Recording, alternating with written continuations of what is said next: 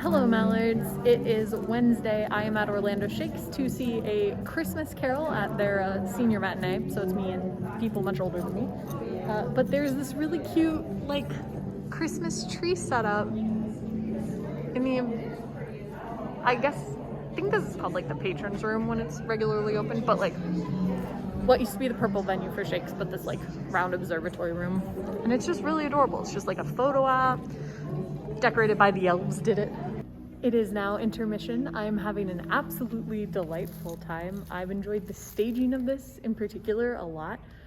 It's got a lot of like choral reading elements in the way that they have created the script and like played it together that I really like, because it makes it into more of a storytelling show, which I think is a nice angle for a Christmas Carol. And I have enjoyed watching Roberta Emerson perform her parts, and I think also the kids who are performing in this are doing a really good job.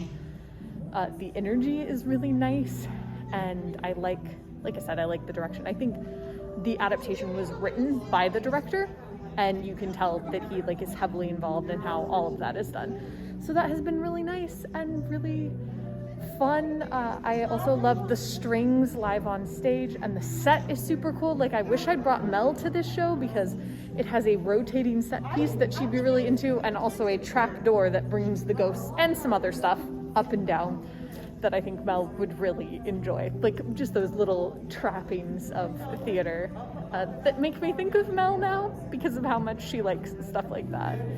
But yeah, it's really fun so far, and a pretty traditional adaptation of A Christmas Carol, but I'm not upset about that. I love A Christmas Carol in its any versions.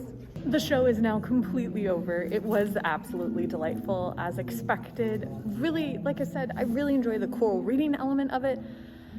It is done on a thrust stage, and the play around that was really nice. And even though I sat like very close to the wings, I feel like I didn't miss any of the action. Like, at all. I didn't feel, sometimes when you sit like that close to the wings in a thrust stage, you feel like you're sitting like behind a lot of the action, but the way that this is built, I didn't feel that way, and that was nice. I think it's a good experience no matter where you're sitting, and it was just beautifully done. It also, I don't think I mentioned this during intermission, but there's a lot of caroling that's a part of it, which was unexpected, but kind of nice. So there are songs throughout the show, including like a young girl singing, begging for money outside of Scrooge's office, and then like carols that are woven into the story or sung in between. And the Ghost of Christmas Future was a giant puppet that I really liked. Gave me a lot of vibes of like Death at Universal, you know, huge hulking figure dressed in white, which I thought was an interesting choice. It certainly, I think, made him more instantly visible, a much more visible choice than black, but unusual to be sure.